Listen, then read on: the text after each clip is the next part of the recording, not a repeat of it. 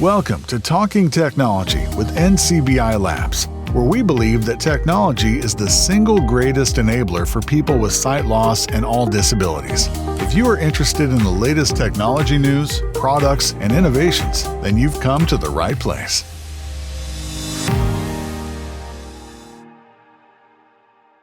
Yes, you most certainly have. Hello and welcome to another episode of Talking Technology from NCBI Labs even.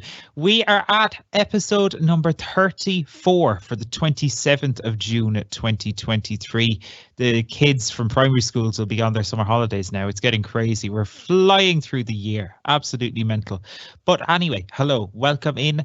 We have a really exciting show coming up for you over the next little while with all sorts of exciting tech topics. We'll be putting the Nest Hub Max up against the Echo Show 15 in a head-to-head to see which truly is the best high-end smart speaker. Really looking forward to that because we have the Echoes at home and a HomePod as well, but I've never gone down the high-end road, so really excited to take a look at that later on in the show. And later as well, after that, we're going to have some really exciting new features, never before heard features here on Talking Technology, and we'll be telling you about those later on in the show. Really excited for that. But before all that, a reminder that you can always get in touch with Talking Technology if you want to join the conversation over the next little while. You can send an email to labs@ncbi.ie. That's labs@ncbi.ie. Or if you don't want to send an email and you're joining us live, well, it's even simpler. You can just use the Q&A panel in Microsoft Teams. So just from your Microsoft Teams window, send us a message there and it will get straight to us, which is really, really cool. So let's get this show on the road, shall we? The Roborock vacuum cleaner is a really cool little unit, and I'm really excited to hear about this because we sent Joe Lonigan, our very own Joe, to test it out, try it out. So Joe took the Roborock home to play with for the last little while, and Joe joins me now to tell me all about it. Joe, how are you? Hi, David. I'm good.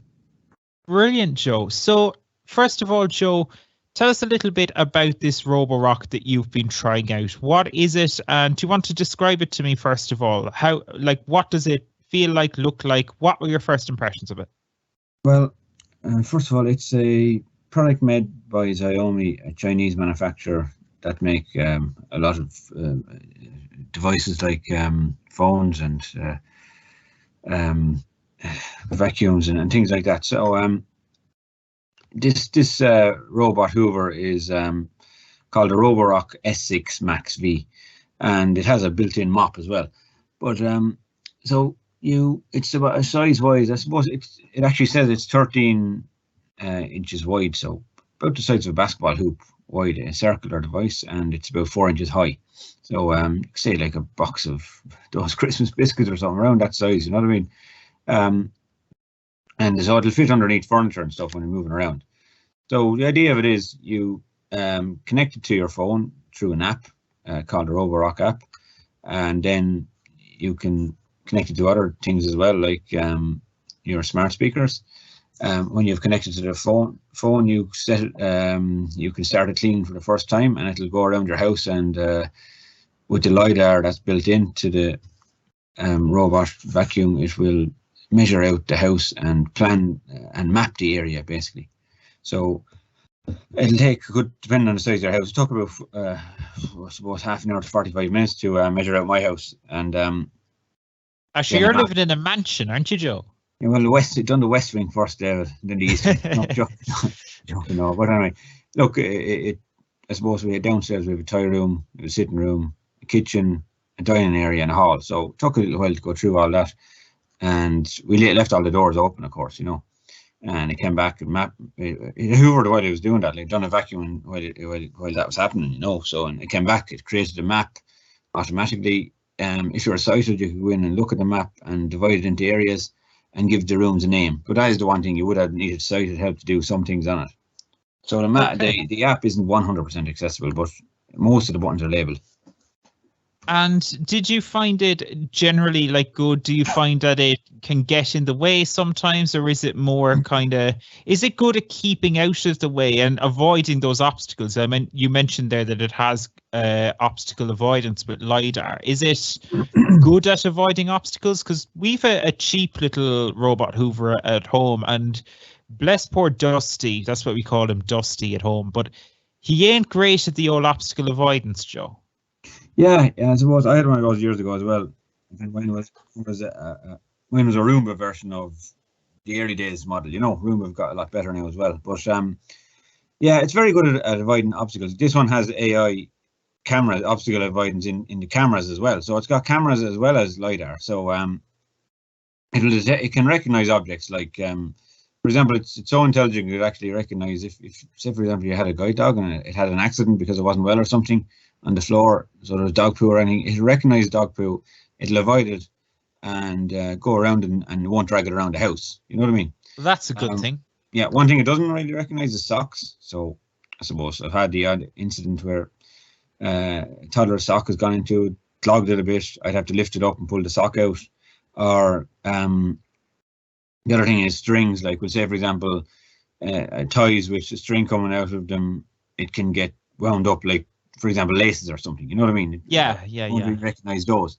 But bigger objects and recognizable objects, we'll say, for example, it will recognize them. There is something you can turn on in the settings.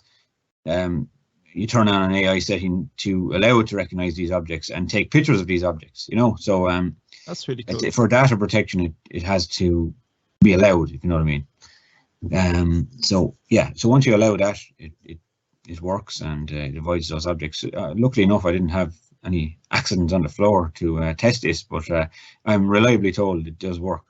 But it does avoid objects like legs of chairs, and it goes around. We'll say if a little bucket or little plate or something was left on the ground by a child or something, it'll go around those objects. It won't just push them around the floor. Do you know what I mean? Yeah, that's really good. So you, Joe, have done a little demo of this unit for us, and we're going to play that in a second. But it's really cool and really impressive to point out as well that in this video that we're about to show, it actually goes around a clothes horse slightly, and that clothes horse, it seemed to be able to navigate its way around it pretty well, Joe. Isn't that right? Yeah, because the clothes horse is high-ish, it's probably a foot of space off the ground between the legs of it. I was able to navigate around the legs of it and go underneath it, and then it tried to make its way around a chair or two, and then I asked it to return to the dock, and I went back to the dock. And I used voice commands with by demonstration of the two different smart speakers. So I used the Amazon Echo, and the other smart speaker I used was the HomePod Mini. So sorry, it wouldn't come to me there. The HomePod Mini. So we use those two different smart speakers. It also works with the Google Home for any Google users out there. Brilliant. Well, let's take a look at that video now, shall we? Hi guys, my name is Joe Lonergan. I am with NCBI Labs, and today we are going to speak about the Roborock S6 Max robot vacuum. The Roborock S6 Max is a robot vacuum made by Xiaomi, a Chinese manufacturer. It is a robot vacuum that works with an app on your phone, and also it can be connected to smart speakers such as the Amazon Echo Dot and the Apple HomePod Mini. So I'm going to show you now how we can start with a voice command. First of all, I will try using the HomePod Mini. So I'm going to say, "Hey Siri, resume cleaning."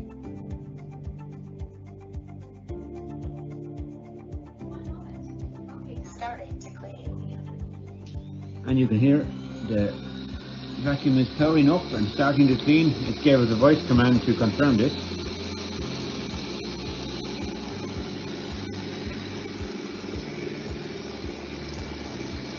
And then I can stop cleaning and ask it to return to dock by saying, "Hey Siri, return to dock." Returning to dock. And the Roborock S6 Max will now make its way back to the dock, and hopefully start charging again. Charging. We can also do this with the Amazon Echo smart speaker. So I can say, Alexa, open Roborock. Okay, here's Roborock Plus. Hi. Start off by saying, start cleaning. Start cleaning. Start cleaning. Starting to clean.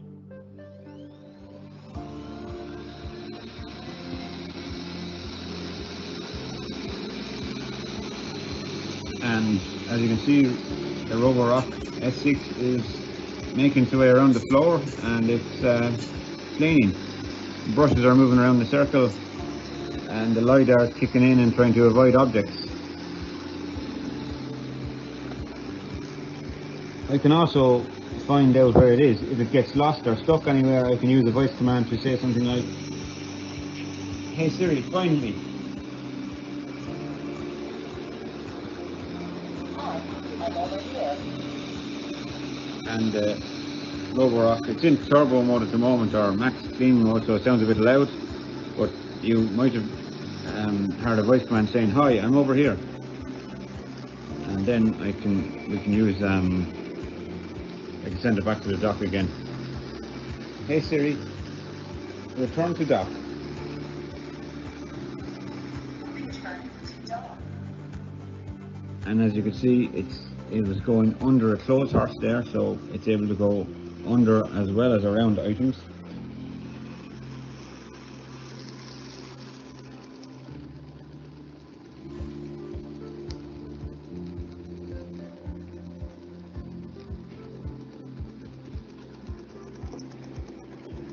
Charging. And there you have it. I kind of love it, Joe. I must say, I kind of love it. And I also love the fact that you're setting off poor Daniel Dunn's smart speaker there. You're setting up his Siri.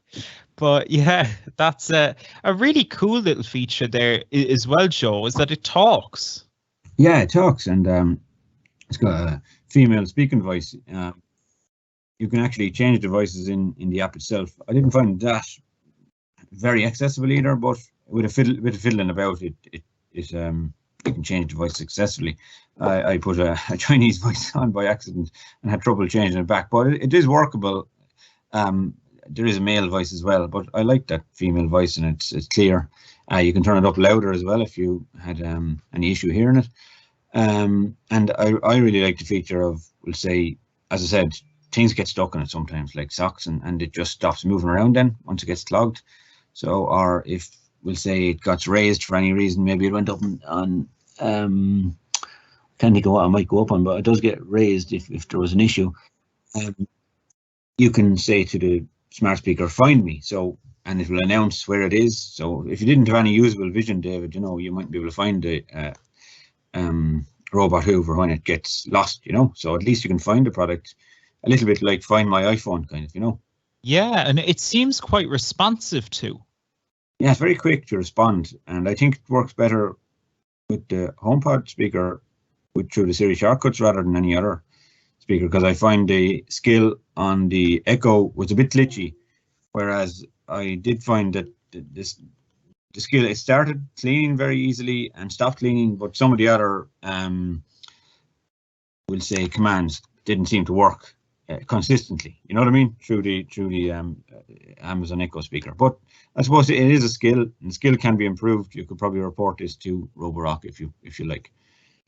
And what about things then like battery life, Joe? Are you going to get a full clean of the mansion with this with a charge here, or how does that work, or what's it like in that regard? Yeah, it hasn't ever run out of battery in my modest mansion, David. But anyway, but if the cleaning space is too big, it has the intelligence to go back to the dock, charge up, and then go cleaning again when it's charged and finish the job properly.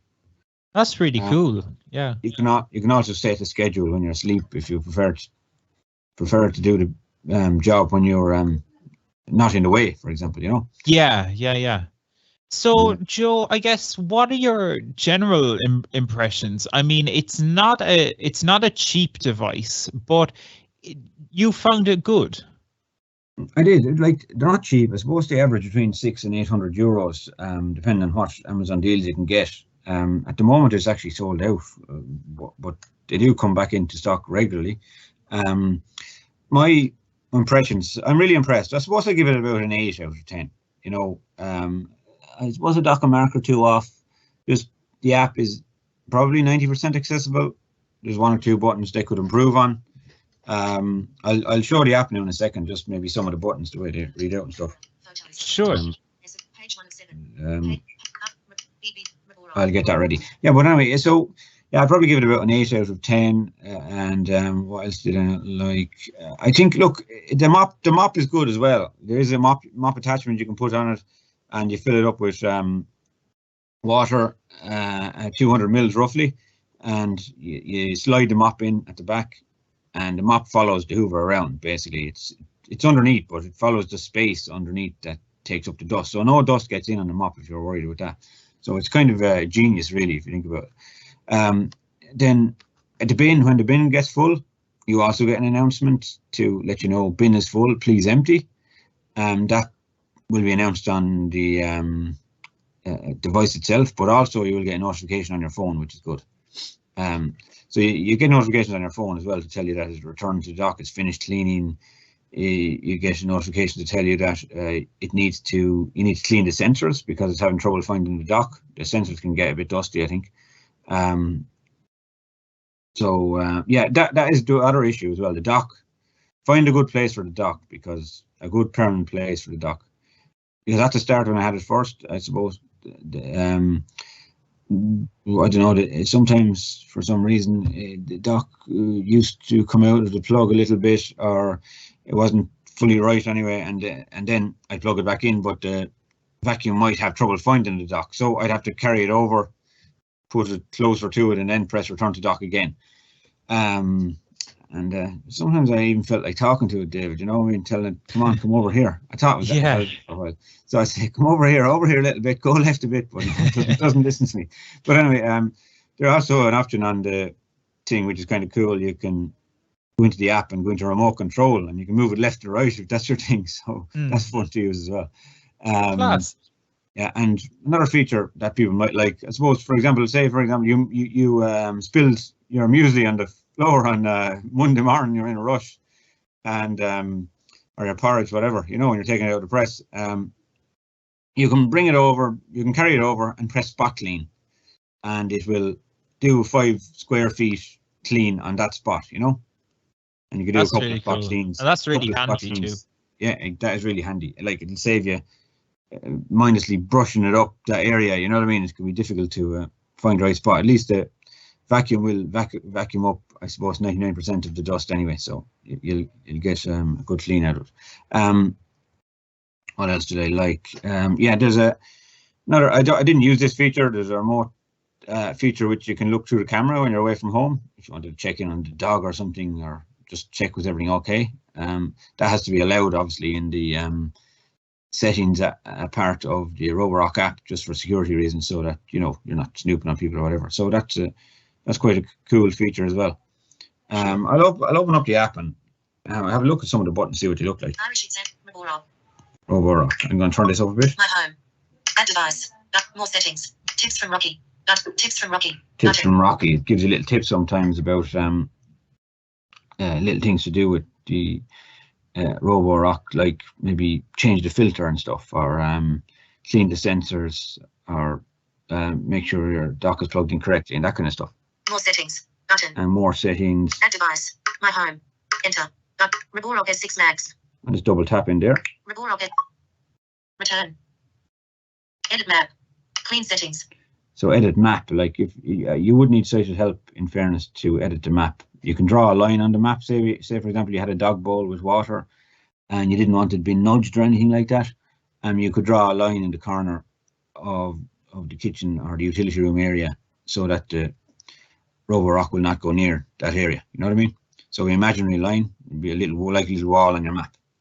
Full. Room. Full means if I double tap on full there, I could do a full clean of the whole downstairs area.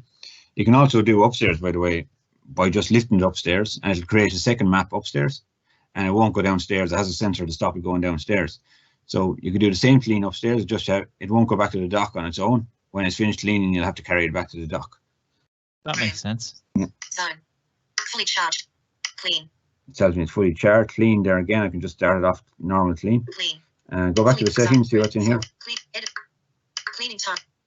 Cleaning area. Min. 2%. 100. Square. 1. Fully charged. Settings. Roborock settings. Settings. Robot voice. Schedules. So you have the robot voice. You've scheduled. So as I said earlier on, you can schedule it to do it at a certain time. In and go. Remote control. Remote control. So Cleaning history. Maintenance. Customer support. User manual. Firmware updates. Device sharing. Delete device. Delete device. go back to remote control for a second. Maintenance. Cleaning history. Remote control. Remote control. Are we going to be going Roborock racing soon, Joe, do you think? Button. That- Remote control. Well, that would be Roborock Wars, we could call it. Buttons. Yeah, exactly. Yeah. Spot clean. Yeah, spot clean. So that's handy in there. You can just, if you weren't familiar with the buttons on the front, on the top of the device, which are return to dock, spot clean, return to dock, resume cleaning, and spot clean. They're the three buttons on the top of the device. You could put a bump on them if you like, but if you didn't, you can just do it from the app here. Joystick. So you have joystick, you can move it left, right, up and down, or else Spot clean. spot clean. I could double tap on spot clean, that would start it clean. Dock. And dock, if I double tapped in dock, it'll go back to the dock. So there are your other options instead of voice commands. You know, if you didn't have a smart speaker, you can do everything from the app as well. And how easy is it to maintain, Joe? You mentioned there that you have to, every so often you have to top it up with water, clean its sensors, switch out the filters and all that. How often do you have to do that, and how easy of a process is it to do? Well, the bin has to be emptied at least once a week, I'd say. Depending on how much dust in your house, I suppose. Maybe if you had a guide dog, you probably have a lot more hair and stuff. That's one good thing about this. And would you use the device daily then, is it? I'd use the device daily, yeah. I'd usually turn it on in the evening time when everything is kind of, everyone's out of the way of the house, maybe 8 or 9 o'clock, and let it go and do its thing. So yeah, I'd emptying the bin is quite easy. You just lift this kind of half a lid at the top, just like a lid, in semicircle lid, and then you pick out a little box, and it's a little bit tricky to open the dustbin once you've pulled it out, but you get the hang of it. You know what I mean? It's like anything, you do it a few times, you get the hang of it. There's a little filter there you can pull out. You get a spare filter in the box, so you can switch out the filter. You probably clean this one, then switch it out. With the cloth for the mop, you can actually just throw that in a basin when you're finished, in a basin of hot water with some detergent or something to clean it, and then you can dry it on your rad or whatever, So I don't think, some people use it twice. I usually clean it and clean it after each use, So it doesn't always use all the water, like, as well, when it's doing the mop, and it just uses maybe half the tank, and it's very, very light sheen of water on your floor afterwards, so it dries very quickly. That's good to know. Setup, I didn't mention setup at the start.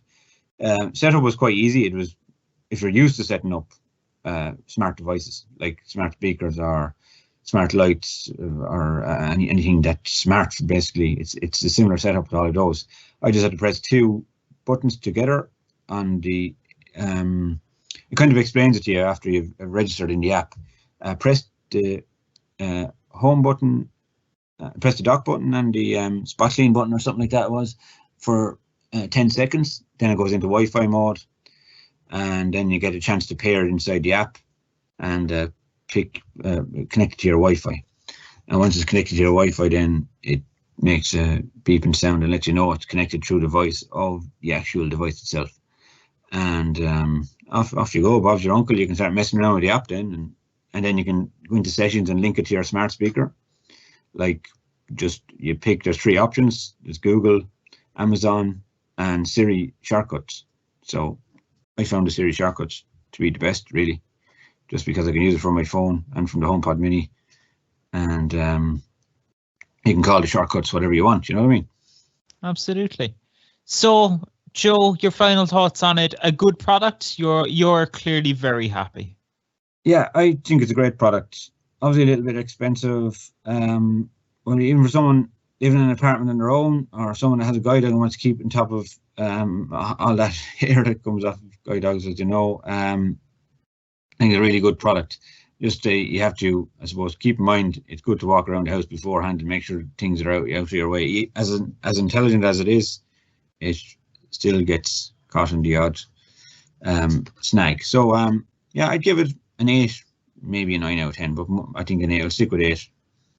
Brilliant. Well, Joe, thank you so much for showing it off to us. We will share that video of the demo as well on our YouTube channel in the next few days as well. So if you do want to check out more about the Roborock vacuum, or you want to watch that video again and get a closer view of how it might work in your home, that is something you'll be able to do. So Joe, thank you so much for showing us that. Thanks, David. Alrighty, on to the next, and we've got a really exciting conversation coming up, because many people, I think, who listen to this podcast are regular users of at least some form of smart speaker. It might be an Echo Dot, might be a HomePod, might be a little Nest Mini in the house. But in recent years, we've started to see the smart speakers expand from just being speakers to also containing screens, which is really cool. So are these screens accessible, though, for people with sight loss? And how easy are these smart speakers to use? Maureen and Peter join us to tell us about the Nest Hub Max and the Echo Show 15. So you two, hello. You're very welcome to Talking Technology. How are you? Very well, thank you. Good afternoon to you, David. It's lovely to be with all the crew now today. And I have to say, Joe's article there on the Roborock, my letter to Santa is well sorted now after all of that, I can tell you. Fair enough. Yeah, it's an exciting one, I'm sure, for the Christmas list.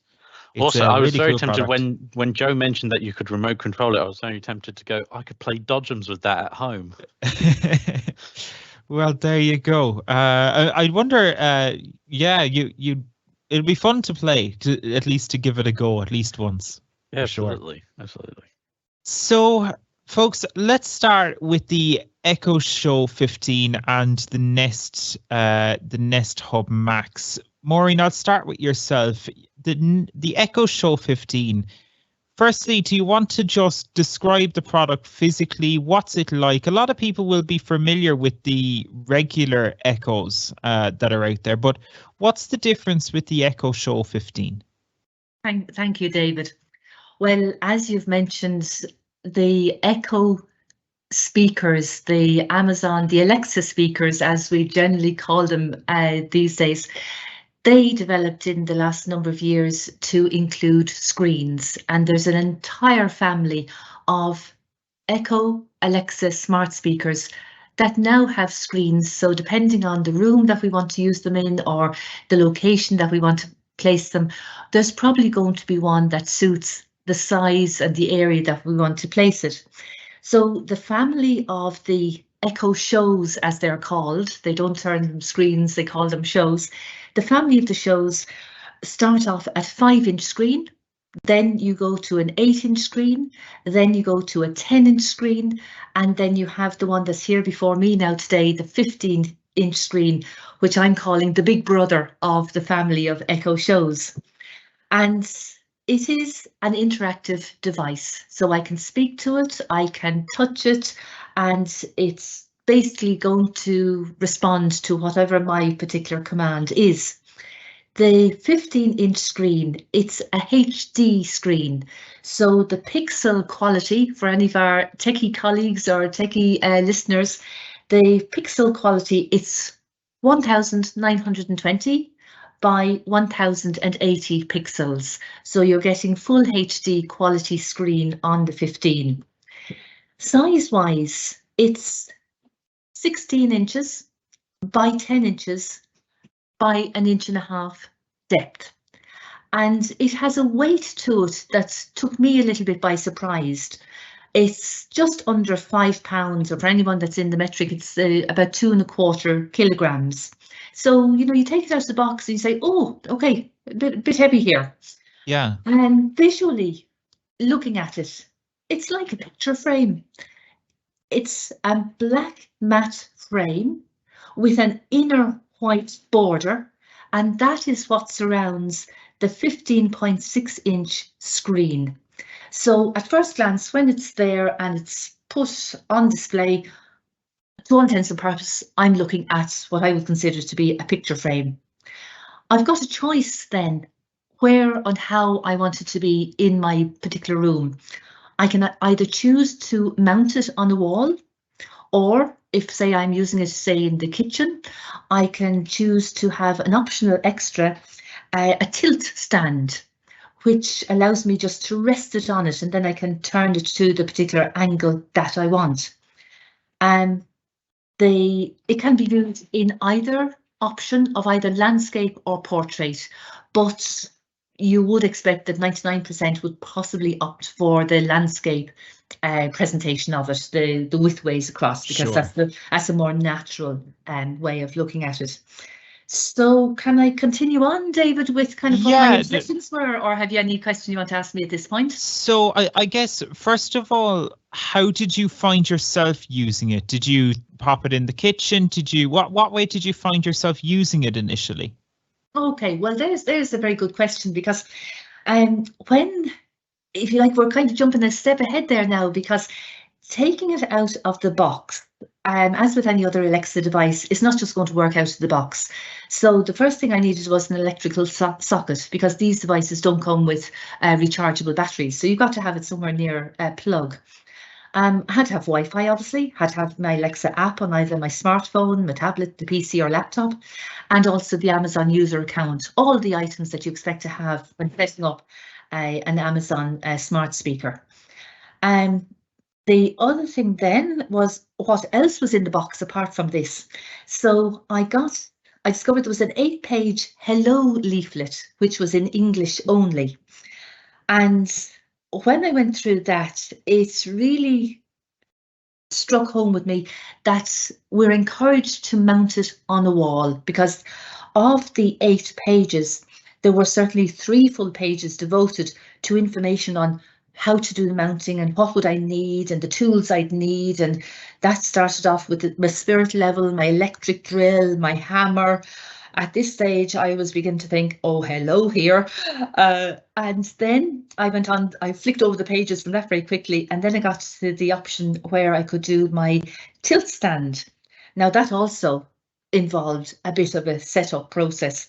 So between the mounting plate and screws and plugs and power cables and whatever, I should also mention there was also the little warranty information leaflet with the box that came with it. Sure. And great, it came in 5 different languages: English, German, French, Italian and Spanish, even though hello leaflet was only in English.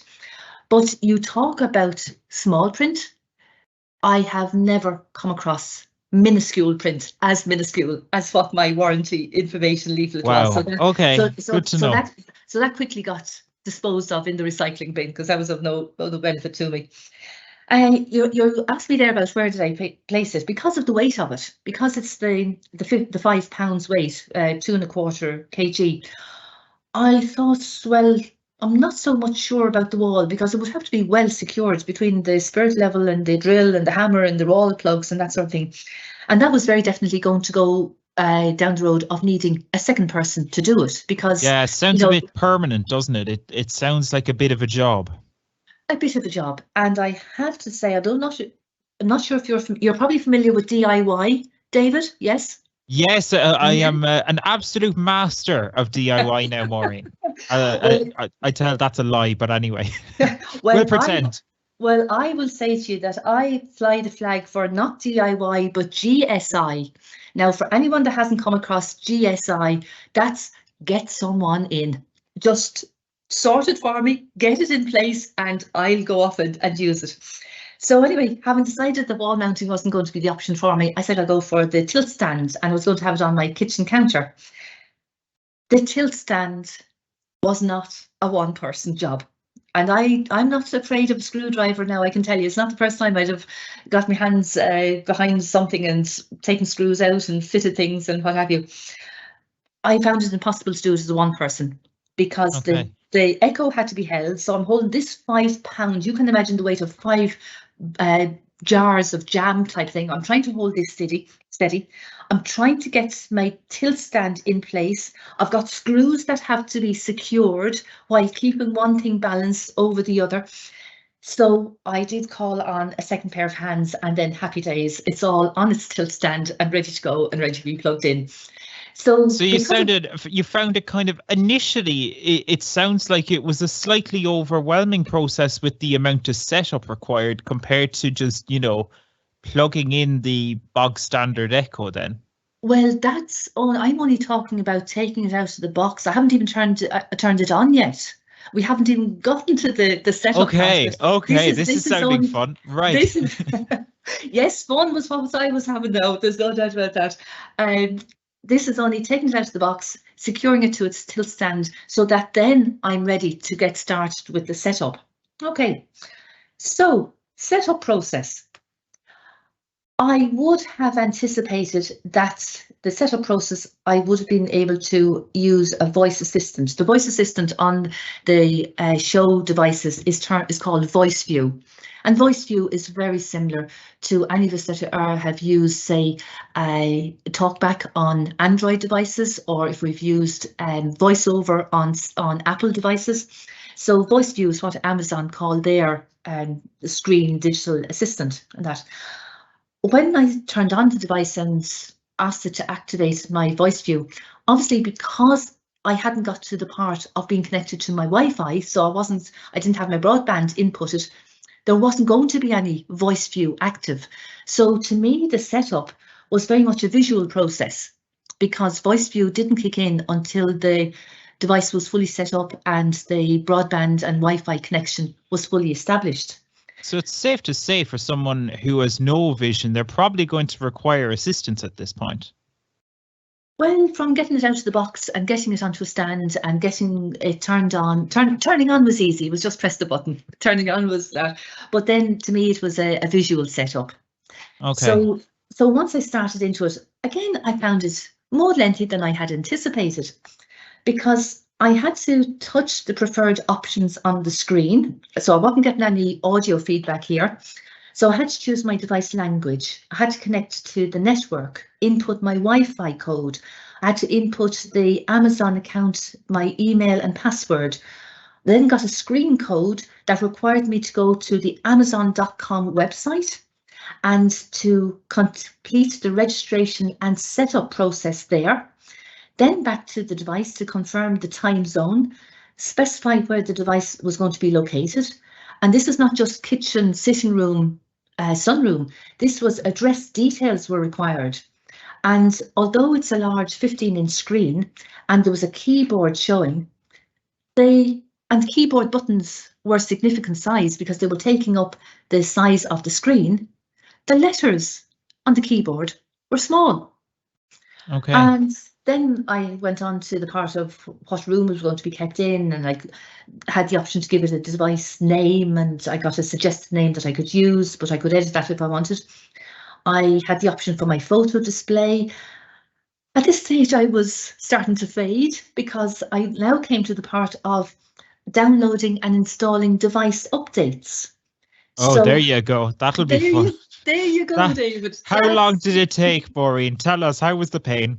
Well, I'm sharing my pain with you all here. Yeah. And I actually can't remember how long it took, but what I do remember about it was that I had absolutely no audio feedback to indicate the progress of it. So I had no idea, was I 1% through, 10% through, or was I there yet? And it literally was, I think it's time for the cup of coffee and the Jaffa cakes. So I was in and out of whatever. No, it's still on screen, still doing it, whatever, not ready, in, out, and I just let it do its own thing in its own time. But it did its own thing in its own time, and it is super. Okay. So all the grief over and done with there at the very start. So fair enough. So that's it, out of the box. set up on You the have it stand. set up. I have it set up, David. Yes. Brilliant. Okay, so well, let's just compare the two. Peter, if I can bring you in here, you had the Nest Hub Max. What was the setup process on the Nest Hub Max like for you? Do you want to describe it? What you thought when you took it out of the box? And do you want to run through the process? When I first opened the box, it was surprisingly heavy. Because it's the same size of a tablet, except it's connected to the speaker. So the speaker is a big, like fabricy speaker, and the screen is attached to the front of it, more or less. So you've got your speaker that will kind of project in 360, which is rather useful, if I'm honest. And setup was really easy. I just pulled it out of the box, took all the plastic off, and plugged it in, and I was away. Unlike Maureen there, who had to juggle screws and hammer it into the wall, I just popped it down to my desk and plugged it in, and I was away. You did need to connect it with the Google Nest Home app, but that's a fairly simple process. For as long as you've got a Gmail account or something along those lines, you just pair it up with that account and you're more or less ready to go. Were you able to get voice feedback pretty much out of the gate? Well, now here's my fun part. I didn't realize it had voice feedback. When I first opened the box, I was asking it questions, and it would just say, "Oh, here's what I found on the web," and it would just kind of stare at me, and it wouldn't do anything. I think, well, this is pretty useless. It's just a screen. It's not reading anything to me. I'm just tapping away at the screen. I myself have no vision at all, so I was getting quite frustrated, and I thought, well, there must be some way of making it accessible, more accessible, because I wouldn't, they wouldn't send it our way if it wasn't accessible at all. So after doing a little bit of a Google search, there is inside the Google Home app, the settings button that goes with accessibility, and it has a voice over feature. Well, sort of voiceover feature. I think it's TalkBack. It doesn't exactly say what the program is called. It's just called the Google Screen Reader. But I'm not too sure what they utilize to make it to use the screen reader. Then after that, I could touch the screen. I can, if it wasn't reading something out to me, I could search the web. I could type on it. It was giving me all the feedback I wanted in that regard. And I did try and set up what was called Ask Google to Look. So essentially, you look at the screen or look towards the screen, and there's a little camera on the top of it. And if this camera sees you kind of looking towards the screen, it'll start listening to you. So you don't have to say, "Okay, Google," or "Okay, Nest," or something along those lines to get it to start listening to you. Unfortunately, I wasn't very successful with that because I couldn't work out how the camera, which way the camera was looking. Fair enough. Yeah. But overall, it's good. It's a good little piece of kit. It's about 2 kilos as well. Okay. Yeah. So it's got a nice weight to it.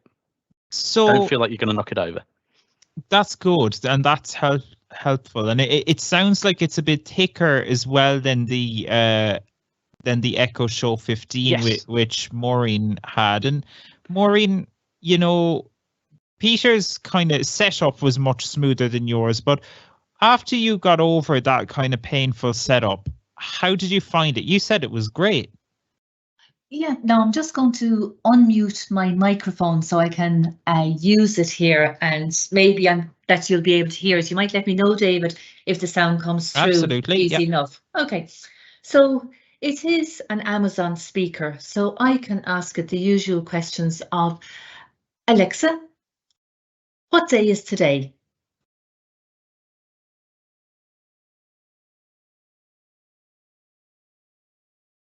So we're not hearing that there, Maureen, unfortunately. And none of us are hearing anything. So yeah. Oh, it's showing you up, Maureen. No. It is the Echo Show is showing here. Oh dear. So let's ask another question. That's technology for you. Alexa, what time is it? Time is 3:14 p.m. Hey, there you go. So we'll bounce up the volume. And Alexa, tell me a joke. What do astronauts eat out of? A satellite dish. Oh dear. Oh dear. dear. Oh dear. The- Okay. The pain. So The pain. never strong on the jokes are our Amazon speakers. So the device, the Echo Show, it can do all that any Amazon speaker can do. So that's including the setting the calendars, listening to audible audiobooks. I can access via my photos on Amazon Photos. I can access those as a display. I can set alarms, timers, reminders. I can ask for recipes. If I check the press and I see I've only got mushrooms, tomatoes and onions, I can ask it for a recipe for that and it'll come back with something. I can listen to my Kindle books. I can listen to music, podcasts, to-do lists, shopping lists, all of that. Now, I did feel that if I were signed up for the Amazon Prime system, I would probably get more out of it, because then I'd have the Fire TV options and I'd have the Amazon Prime video content then as well. It does support Netflix, it supports Disney Plus. It does not support BBC iPlayer or the ITVX or the All4 or the My5 video content. So it's got a lot of that it can support, but not everything does it support. Okay, good to know. That's interesting. And that, I guess, is really points out as well why you can, it might be worth it for some people to get one with a screen, because I was going to ask you, Maureen, like, for a lot of people who may have low or no vision, they might listen to this and say, well, what's the point in me getting one with a screen? But you've pointed out there that it does have the likes of Netflix and stuff like that. So it does kind of provide the opportunity to merge some products into one, if that was something that you were looking to do, I guess. Yes, absolutely. The Echo Show supports those apps in terms of Disney Plus, Amazon Prime Video, Netflix, all of that. And then if you wish to link and say Amazon Music, or you would be availing of Amazon Music with an Amazon Prime account, you'd have that again, all in the one package. And Peter, were you playing with Netflix on your Nest Hub Max? No, I wasn't, because it unfortunately can't support that. But what the Macs can do, so let's say you're listening to a bit of music. For example, the Alexas have to have be synced up to your music, like Spotify or Amazon Music or Apple Music, along those lines. The Google Nest can, if you ask Google Nest, oh, Google Nest, play me something by, say, Sammy Davis Jr. or Billie Eilish or something like that, or it's a specific song version of it, it'll go online, it'll go on to YouTube instead and start looking for the song, which I thought was pretty cool. So it might, if it can't find it on one service, it'll start looking for it on YouTube. So that's interesting. It seems it seems like both the devices are using the respective ecosystems around them. So like Google obviously own YouTube, so it's using YouTube that little bit more, and likewise with the Echo, it's using things like the Amazon Prime Video and Amazon Music and stuff. Absolutely. I mean, you can also play YouTube videos and a few movies through it. You can get movies directly onto the device. So you go through the Google Play Store and you download or buy your book/movie. And for as long as it's available on the account, on your Google account, it should have access to it. Very good. And Maureen, you mentioned there, about using it for recipes and stuff. Did you find it, consistently good for things like that? Is it really similar then to the regular Echo smart speakers? Oh yes, without doubt, David. I have to say personally, I did like it. Invariably, it must be linked into the BBC Good Food system or database as such, because that is where the recipe will come from. So say I've asked it to give me something for rice, mushrooms, tomatoes and onions, and I'm getting something, an exotic risotto, but it'd say vegetarian risotto from BBC Good Food. So that's invariably where it's coming from. And I was well pleased now with the content that was coming back, because I could either ask it for a recipe with say chicken curry, and it would give me that, or I could ask it for give me a vegetarian recipe for these items. So I could customize it to whether I just wanted something at random or specific to what I just had in the press at the time, and it came back with it to me.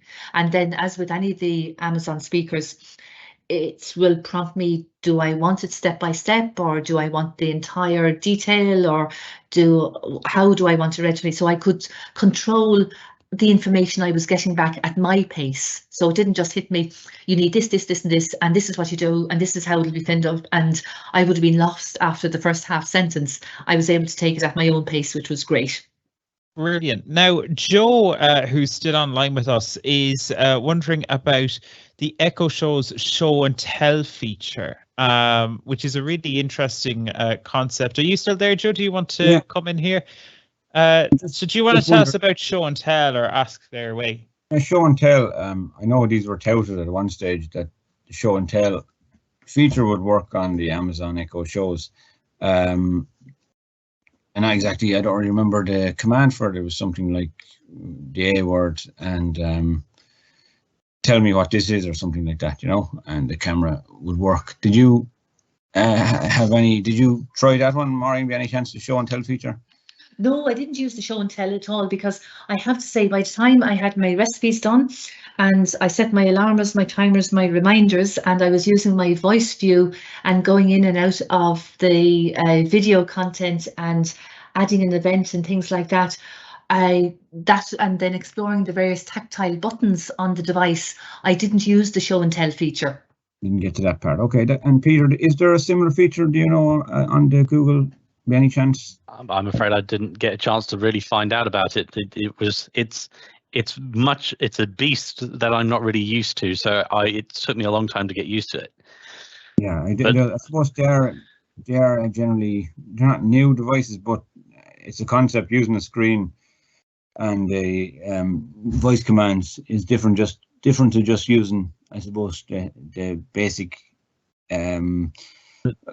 Amazon Echo or the basic OK Google system. Yeah, it does take a while to get used to, I think, doesn't it? Yeah, and I will admit the talkback screen reader, though, is good. You know, it'll allow you to read most of what's on the screen. It has its shortfall of it'll miss massive parts of text that you're very aware that it will miss it, because you're listening to one part of the screen, you swipe along and it starts, it doesn't quite pick up where it should have left off. Like it'll jump half a paragraph down or something like that. Yeah, I think, it's kept coming to me now. The Echo show and tell feature. It's the A word and then what am I holding, Maureen? So, Joe, would you like me to do that? If you could try it. Well, let's give it a go. Let's give it a live demo. You got something in your hands? Do I have something in my hand? I do. I have my bottle of Tesco Sleeve Lemon Irish Spring Water. Oh, wow. So, very fancy. Well, I know that Joe has a preference for anything tip, so I said it would have to be Sleeve Lemon. So let's go with this. Sleeve Lemon from here. Well, I used to see it from here, so. Okay. Right, let's give it a roll. Alexa, show and tell what's in my hand.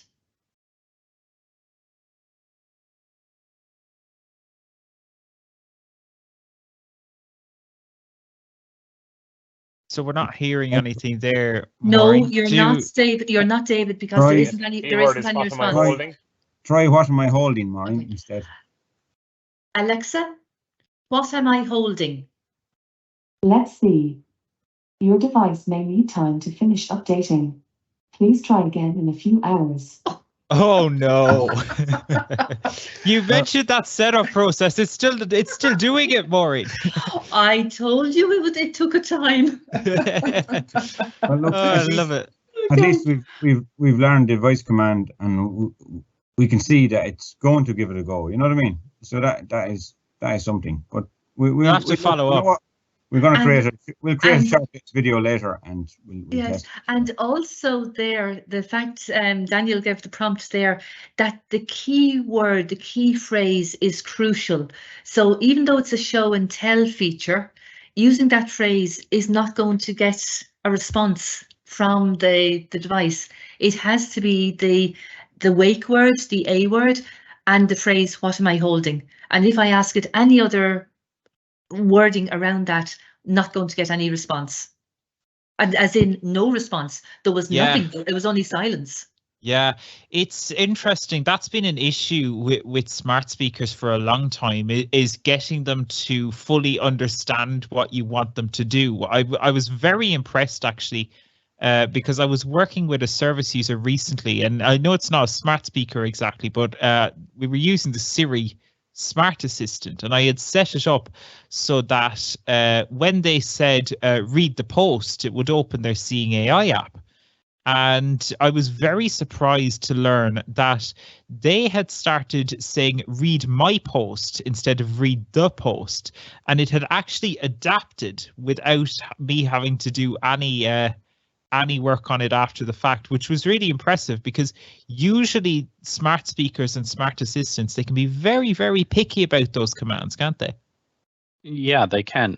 Sorry, yeah. I'm just going to say that it can also be down to one key feature is that it's the read post that it might be more focused on than the my or the if you understand what I mean. You know, it's sure it might be picking up more on the read post than on the my keywords. Or the, yeah, the more keywords. See, what a lot of smart speakers do is they just have as I'm assuming most people understand, that they have a series of a big database online of just keywords to follow from, and if it's programmed in that way, it will just go, this word was said in this order with this follow-up.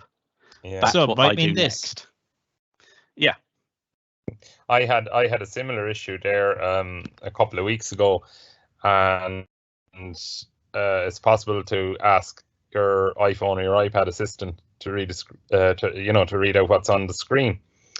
So everything I tried, no way would it do. So I ended up actually being on Apple support for about half an hour, and got speaking to someone high up in their accessibility department, and I was reporting the issue, and they were able to reproduce it. And then they said, hold on, give me a couple of moments here. And I was left on the line, well, maybe 2-3 minutes. And I come back, and instead of asking it to read screen, you have to say read the screen. That's painful, isn't it? Yeah, that made me kind of feel a little bit foolish after, half an hour on the phone. But look, in fairness, it was great support. They worked it, and they came back with a solution, to fix for it straight away, even though it was a simple thing. But yeah, and the thing is, speak screen as a command used to work, but if whatever happened in the meantime, it has to be read the screen. So actually, that's quite a good one for anyone who has noticed that it doesn't work anymore. Just put in the word the. There you go. Interesting tip. So yeah, you enjoyed it though as a product. I'll start with you, Peter. You enjoyed it generally as a product. How, is there any good experience, bad experience, anything you'd like to see improved maybe? Yeah, absolutely. I mean, for a product, it's I really enjoy it because it also remembers your follow-up question. So something for like Alexa again, you have to more or less rephrase the question in a different manner to get a different answer out of it. But with the Google Assistant, it will remember how you said it in the previous question and use that information to help build its response with your follow-up question. So it can keep the context, really. It can keep context up to about 2 or 3 times, but that's about its limit. That's its upper limit of how far it will go along in a conversation before it will start itself. Go, well, we've got to start again from the top of the loop. It'll be interesting to see if things, like artificial intelligence, and we've seen the likes of ChatGPT and so on. Yeah, we've discussed on the podcast before, whether that stuff will start to make its way into smart speakers in a similar way. That's a funny thing, isn't it, though? Because you mentioned that, David, about 2 or 3 years ago, maybe 4 years ago now, they announced that they were trying to implement a more complex AI into the Google Assistant on your phone and onto the home devices as well, that could do phone calls for you. So they did a demonstration of it calling up a hair salon to book an appointment, and you gave it the parameters before it did the call. You said, oh, I'd like to book an appointment at this hair salon at 4 p.m. or around about 4. And it did the call, it did a follow-up, it asked the question, and it responded to the phone operator, the phone operator's request and conversation in a limited fashion, but it responded. So we are moving towards personal artificial intelligence assistants being able to do phone calls for you. The crazy time ahead. Maureen, your kind of thoughts, anything that you really liked or would like to see improved? Okay. Well, I really liked the quality of the screen. I like the fact that I have tactile buttons on the top edge. I can mute the microphone so that I don't inadvertently say the A word and it goes off and does something. I have a camera shutter that I can block off then as well. There's a magnification feature. There's a whole suite of accessibility options built into it. So I have a magnification option that when I activate that or enable it, I literally just have to do 3 taps with one finger, and that instantly zooms in or out my screen, and I can pinch in and out quite intuitively to increase, decrease the size of what I'm looking at. So overall, I thought, yeah, very, very good. I'm not quite sure now where I'd actually place the 15-inch screen. My kitchen, I thought, it's going to take up a bit too much space on the countertop. And yet if I put it in the sitting room, I think, hello, it's getting a bit lost in here. So I'm not quite sure exactly what area that I would put it in. A few things that I wasn't overly impressed with, I say a bit bulky. For the best view of the screen, even though it's the full HD, for anybody who would be seeing it, I just thought you're probably going to have to be in front of the screen to get the best visual view, because if we sit either to the left or the right of any screen, any TV or whatever, you don't always get the visual quality as you would expect. Sure. So I think this is probably much the same in that. I also found with the voice view, when I turned it on, that it read practically all of the screen, but it didn't read 100% of the screen. So I'll just turn that on now for 1/2 second and say, Alexa, turn on voice view.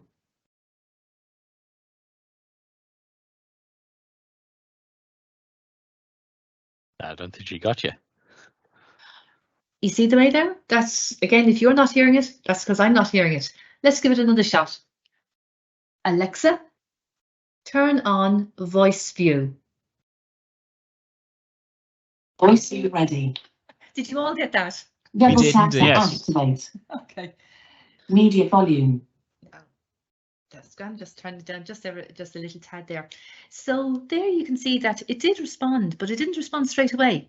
So I had to go at it a couple of times. So now if I touch something on the screen, music and audio, it tells me what I've touched. Double tap to activate. Tells me double tap to activate.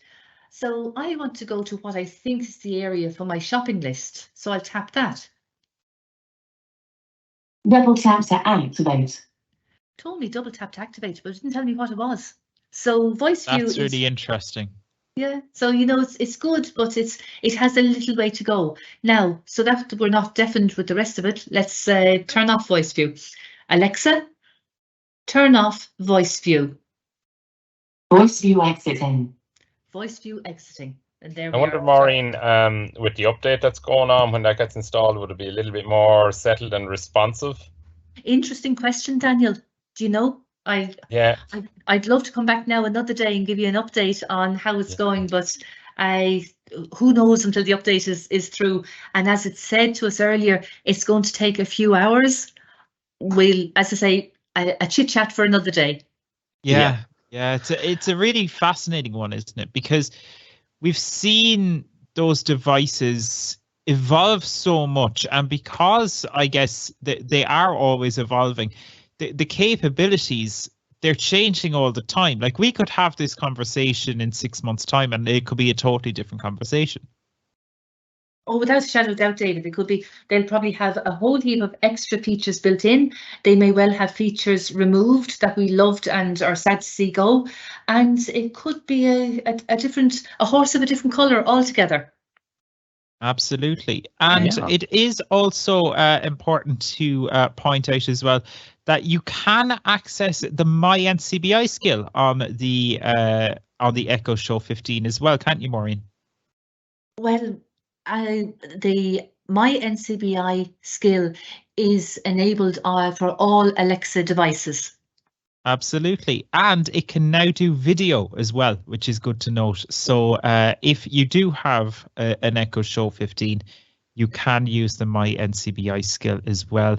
And if you want, feel free to check out our podcast where we went through all the features in Smart Hub version 2. That's available on the podcast feed and YouTube channel. But guys, if I could ask you one final question, right? Because there's one part of me here with these smart speakers that it's really it's that final hurdle for me, right? Because when Alexas and Google Homes and all these devices came out originally, they didn't have screens. And in many respects, for people with sight loss, that was very liberating because we could do absolutely everything with our voice. We didn't have to worry about screens. We could just ask, and any information that a sighted person was getting, we were also getting it because it was all sound-based. Now, these devices with screens, they're that a little bit more pricey, but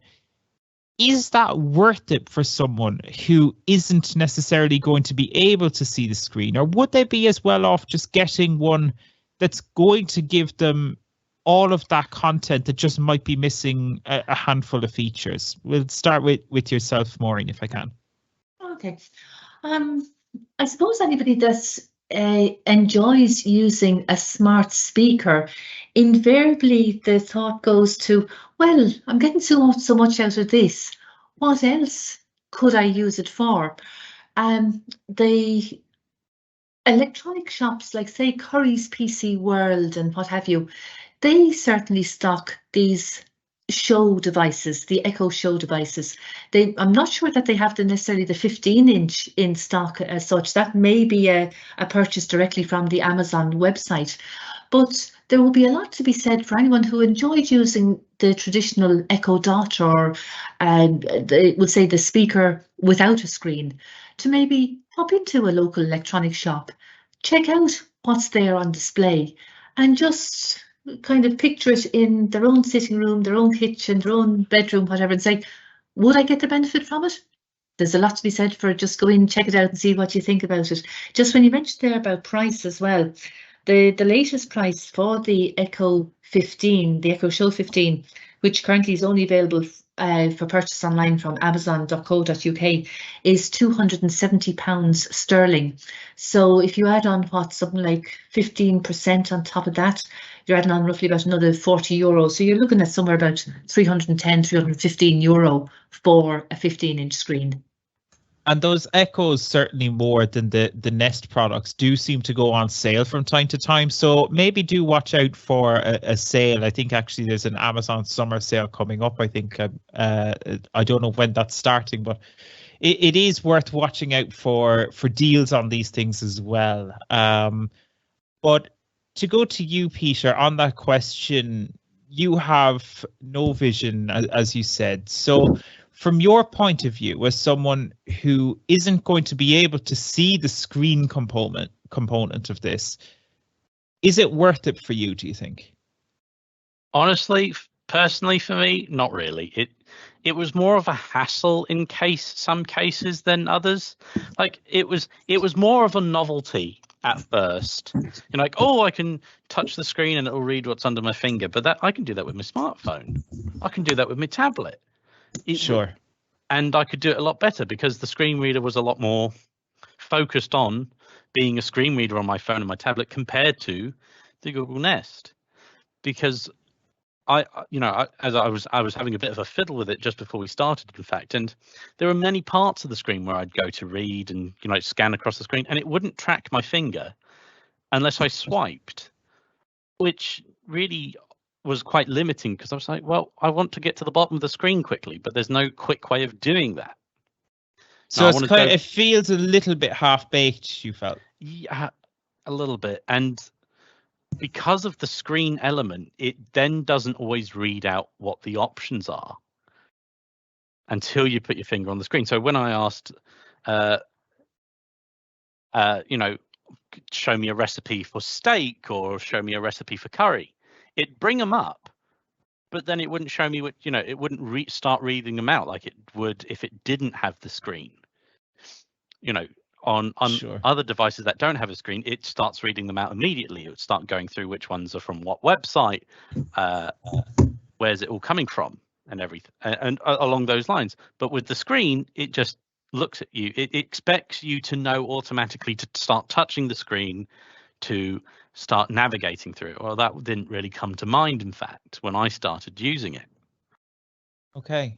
It's an interesting one, and as we said, these things they might evolve in time, but an interesting perspective for now, and I'm sure we'll revisit this at some stage. But for now, Peter and Maureen, thank you so much for showing off these products. It's really good to get an idea of just what's out there, and as you rightly said, Maureen, people can always give this technology a go, and it might be for some people and it might not be for others, but it's personal preference at the end of the day, isn't it? Oh, without a shadow of a doubt. And certainly I would always suggest do contact your local IT trainer if anybody has an interest in any of these devices in the local NCBI offices, because we could arrange a one-to-one sit down with the Google that Peter is talking about, the Amazon that I'm talking about, and there's nothing like being able to just take a review in your own time at your own pace and get a hands-on to say, okay, so that's what you mean when you say there's buttons on the top.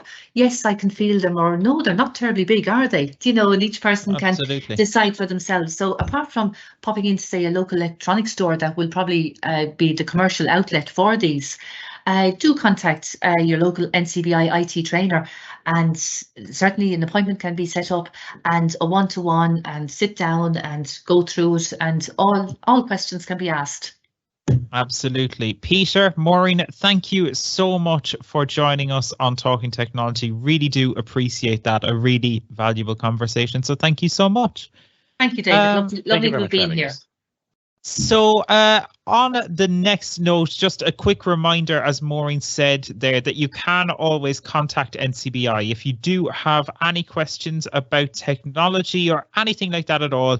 You can, as always, send an email to labs@ncbi.ie, or if you want to get in touch with us by phone, 1-800-911-110. That's 1-800-911-110 is the number that you need. Now, next up is something that we like to do on a regular basis, and that is to check in with the goings on in the world of tech news. And we do have, of course, we introduced him in our last episode. We've promoted Mr. Daniel Dunn to the status of legendary newsreader. So this week we're upgrading your status again, Daniel. We've got you a little jingle now, which is great. So without further ado, let's go to the NCBI Talking Technology Tech News Desk. This is Talking Technology News.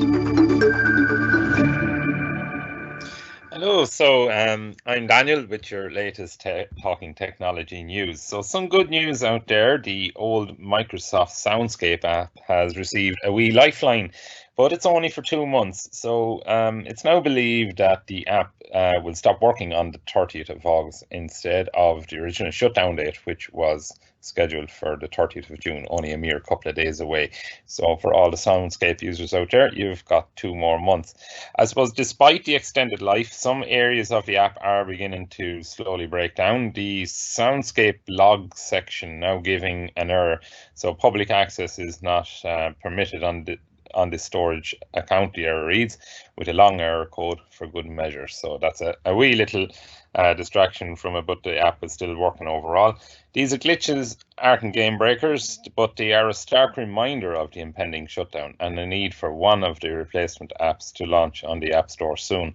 There are two known apps in the development, Soundscape for all and OpenScape, but the clock is now ticking and time is still running out. So in other news, Sky Ireland has launched on the popular Be My Eyes app.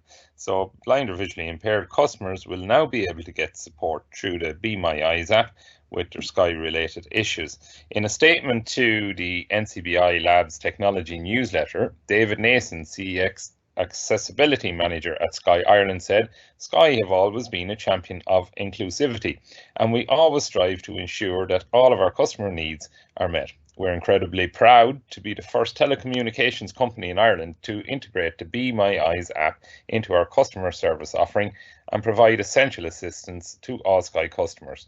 Be My Eyes means we can now offer specialised assistance and technical support to visually impaired customers when they need it through live video calls. Our advisors can help with technical support, help or troubleshooting for any of your Sky TV, broadband or phone products and services. Customers have already used the service, for example, to help resolve connectivity issues, find settings on the TV and learn buttons on the remote control. Where assistance from a friend or a family member or an engineer may once be needed, visually impaired customers themselves are now empowered. This is a really cool service from Sky and great to have. Finally, for now, are your devices up to date? A recent BBC investigation found flaws in a commonly used security camera system that is being used in offices and streets around the world. A hacker, who in this case was working with the BBC team, was able to watch as a co-employee in a studio unlocked his computer using his password, and they were also able to get his phone pin by using the feed through watched hacked camera on the ceiling. The flaw enabling this hack of the HIK Vision cameras has been fixed now, but it's important for people to regularly check and install those security updates. Nobody wants to spy on now, do they? But that's it for now. But remember, you can get more tech news in our newsletter, so be sure to sign up in your My NCBI account. But for now, back to you, David. Thank you, Daniel. Thank you very much. You know what? It's fascinating, isn't it? That hacking story is scary stuff, isn't it? To think that you could actually be caught out in that way. Scary stuff. And absolutely, yeah. Yeah, crazy. Keep those devices up to date, people, please.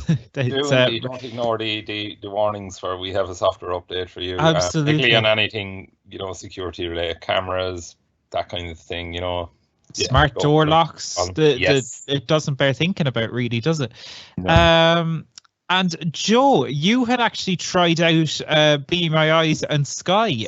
So do you want to tell us about this experience? Because this is a really cool new feature, isn't it? And something really, a great initiative from Sky. Yeah, it's a great initiative from Sky. It follows up other great initiatives that they've had in the last couple of years. What I called I opened Be My Eyes. I went to specialised help, went down to technical and tapped on Sky, got through to a Sky agent fairly quickly. The lady had to agree to their terms and conditions, but first privacy document, and then the lady introduced herself and asked me how could she help me. I told her that it was my first time using the service, and I asked her a couple of questions about it, and then I went on to get some help, which I had parental controls on my TV. The TV went silent. I needed to put in my PIN, and then I forgot my PIN, so we pulled out the viewing card and we got the last four digits of the viewing card, all with the help of the camera. So we got over that hurdle, and I got my voice guidance back speaking again, and got the parental control PIN off the screen. So that was my use of the Sky Be My Eyes help. And the lady also told me to have 10 representatives in there, specifically trained to answer these kind of calls. So that was a good peace of mind as well, to know when you do call, they know something about accessibility, and it will more than likely lead you down the right road and help you with your problem. That is really, really cool, isn't it? It's something you'd hope that other providers would step on board with. But we'll Yeah, have to wait and see, won't we? Well, Be My Eyes has a list of companies working for them now at this stage. They have LinkedIn, they have Google, they have Microsoft. They had Clear Blue. I'm not sure if it's still there. There's a couple. It is, yeah. There's a list of providers. So that list can only get longer, hopefully, as long as time goes by and Be My Eyes connect with these companies, and companies seem to see the value of helping people with disabilities now. So it can only get better, I think, David. Absolutely. And you mentioned those other options as well. In the technology section specifically, you can get onto Be My Eyes themselves. You can get onto Google, LinkedIn, Microsoft, Sky, and also Spotify, if that's something of benefit to you. I forgot. Yeah. Yeah. I think that'd be useful. There has been cases where I've seen people get locked out of their Spotify account, or they mightn't be sure what package to sign up to. I'm sure those simple questions could be answered if you get through to Spotify. Absolutely. And Joe, we didn't include it in the tech news there as well, but you do have an article on this on the NCBI website and in the newsletter. But Voice View is coming to Sky Glass. Voice guidance. I apologize. Voice guidance. Yeah. Yeah, it's already on Sky Glass, but it's also when Sky Stream arrives in Ireland, it will be on Sky Stream. It'll be a Sky streaming service. I'm not exactly sure how that'll work, but David also filled me in. David Nason filled me in that voice guidance is on all their platforms now, or will be on all their platforms very soon if it's not on them all. But it's on the Sky Glass TV and it's on Sky Q. So Sky Glass, if anyone doesn't know already, is a TV that has the streaming abilities built inside. Basically a smart TV that you do not need a dish for anymore. You don't need a Sky dish. So people used to have problems in the past where they weren't allowed to put up Sky dishes and stuff like that. But this has streaming capabilities, so you can stream all your Sky channels through the Sky Glass for a similar fee of getting your Sky through a dish, basically. And it uses the internet, really, isn't it? It uses the internet. That's the big thing. You may have to make sure you have a good Wi-Fi connection. I suppose your Wi-Fi goes down, maybe your TV goes down as well. I suppose. Yeah. You'll be cutting out in the middle of the RTE news. Disaster. But look, I think the way things are going now, broadband is getting better in 90% of areas, and Sky Glass is probably the future. You can also use the built-in voice assistant, which is called Hello Sky. So you say Hello Sky, change to channel 101. Hello Sky, pause. Hello Sky, open YouTube, whatever. So they're your kind of commands you can use with the Sky Glass. I don't have one myself yet, David, but maybe we'll get one in the office someday. Absolutely, and we'll have to try out the Sky Stream as well when that launches. I hope it comes with audio description and stuff like that, but we'll have to wait and see.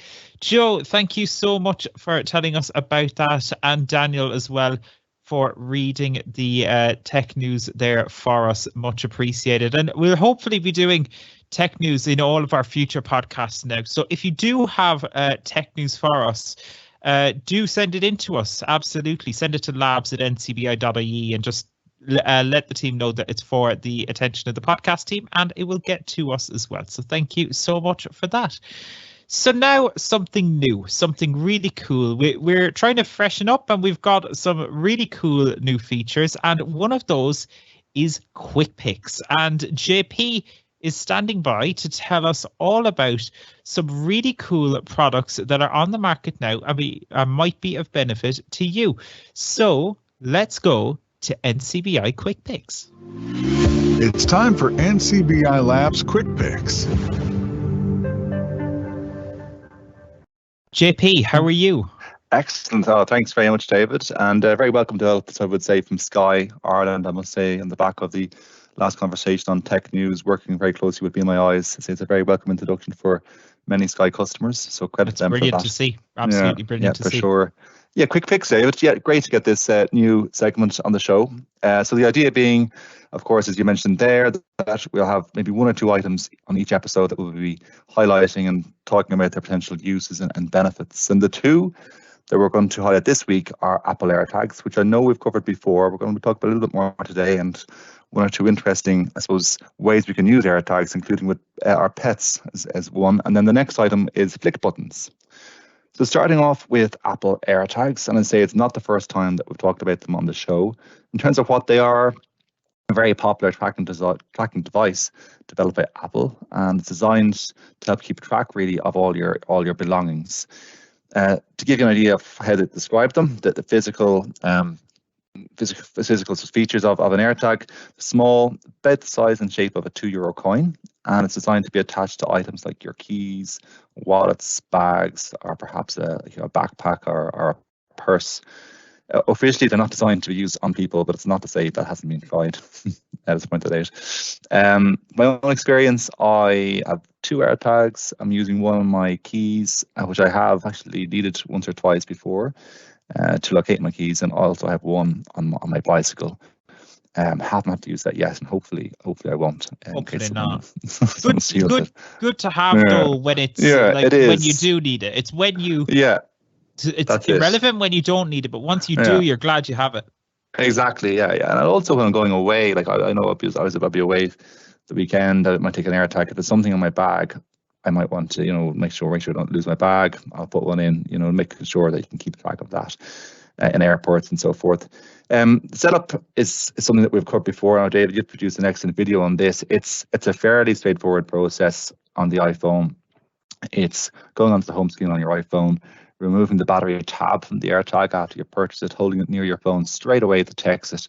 You'll tap connect on the screen of the iPhone, choose a name from the list. For example, if it's keys that you're putting it onto a bag or etc., or you can actually choose your custom name as well. So I know 1 or 2 people who are using it on, for example, remote control, so they can locate it in the living room.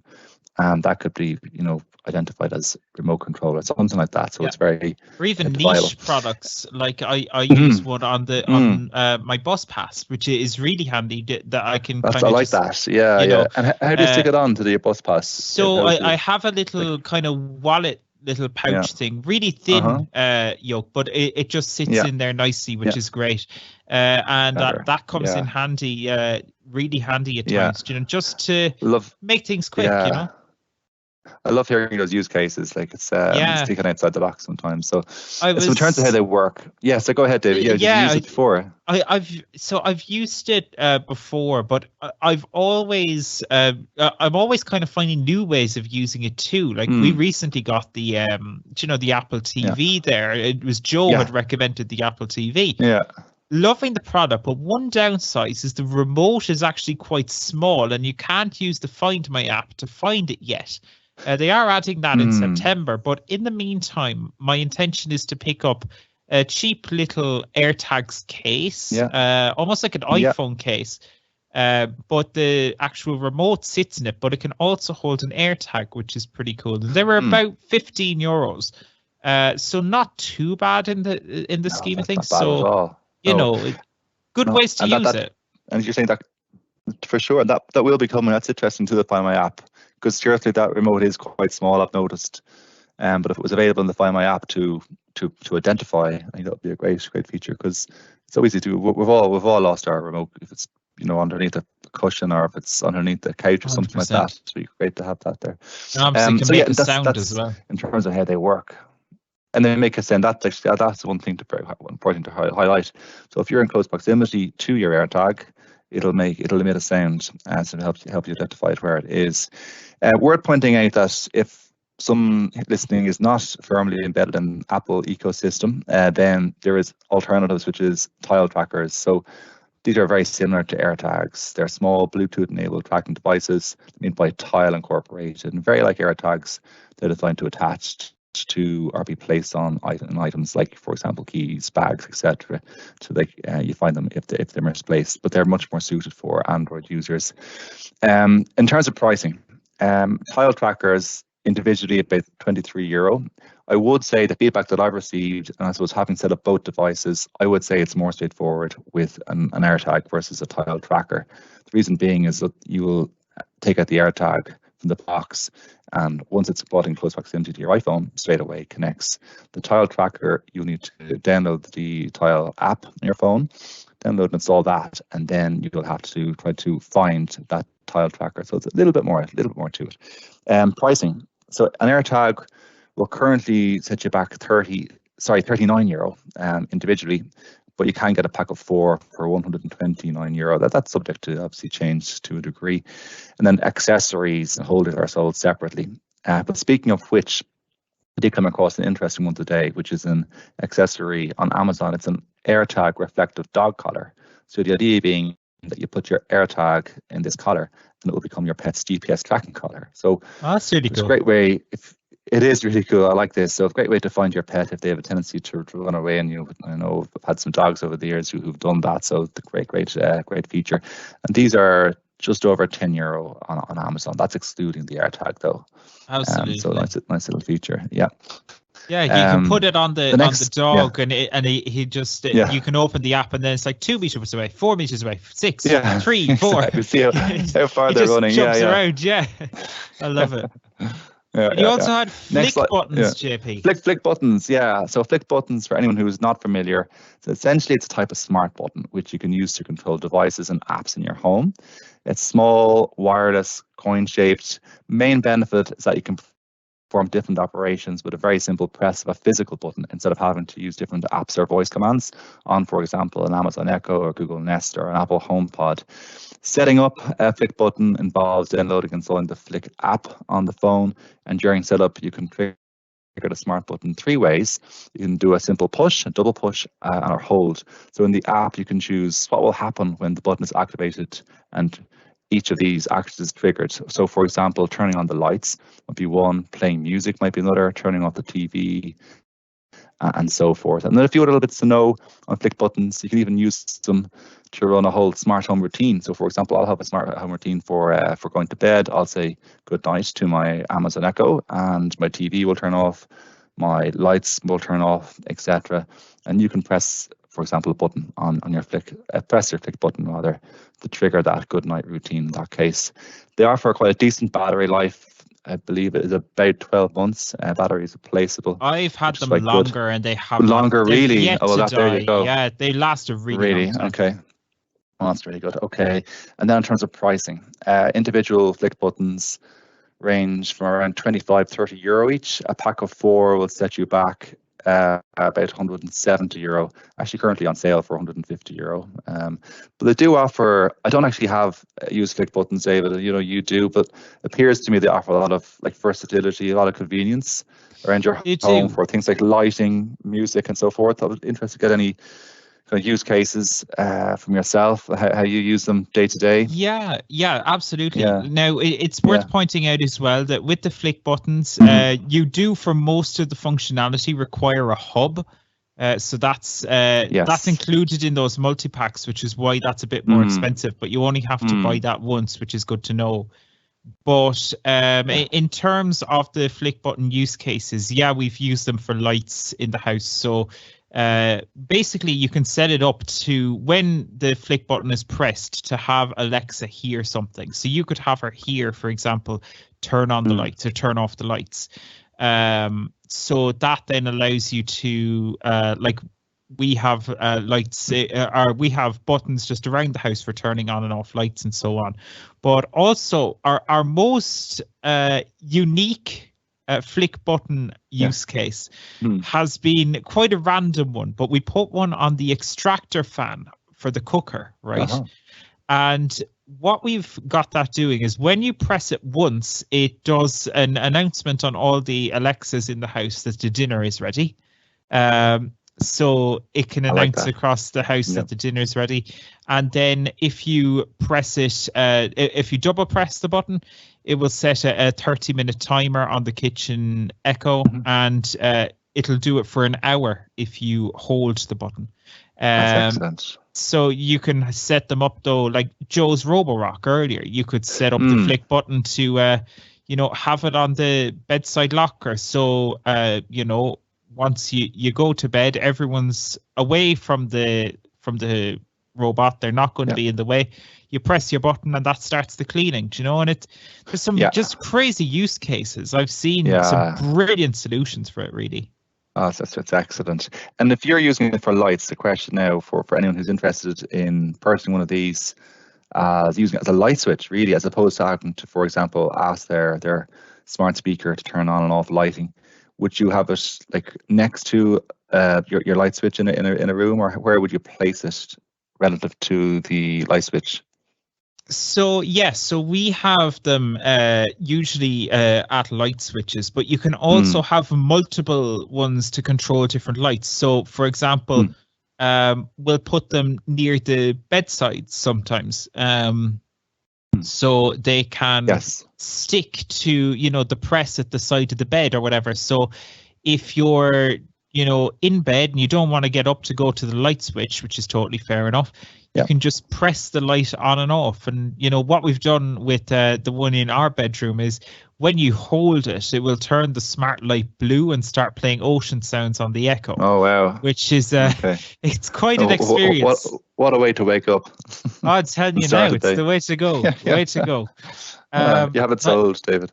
Yeah, really powerful devices. They were they felt expensive to me at the start, but I have been really impressed with the products, I must say. Yeah, excellent. I know we're going to be reviewing them quite soon as well. We have purchased the starter pack, which you mentioned quite recently, so we're going to be reviewing them and writing a review and getting a video of them as well for people to watch back. So yeah, I think Joe has them, so I think Joe will be trying them out with his Roborock and stuff, which will hopefully be really cool. So great. JP, thank you so much for the very first quick picks. Nice one. There we go. A really cool new feature, and one that we'll be checking out in episodes to come as well. And similar to the tech news, if you do have a product that you think we should feature, send an email to labs@ncbi.ie. We really do appreciate you getting in touch with us on the show. And that is it for us. That is 34 in the bag. Thank you so much for listening to Talking Technology with NCBI Labs. We really hope you've enjoyed the show over the last little while. Thanks to Maureen, Joe, Peter, Daniel, JP, everyone who has worked and helped out on the show as well over the last little while. Really appreciate it. And we will be back once again in 2 weeks' time. So for now, thank you so much for listening. Be sure to subscribe to the podcast feed, YouTube channels, and sign up for the newsletter on your MyNCBI account. But for now, from us, thanks for listening, and we'll see you next time. Bye now.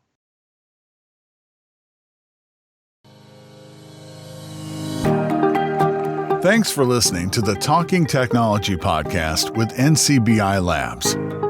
If you would like to support our show, you can visit donate.ncbi.ie.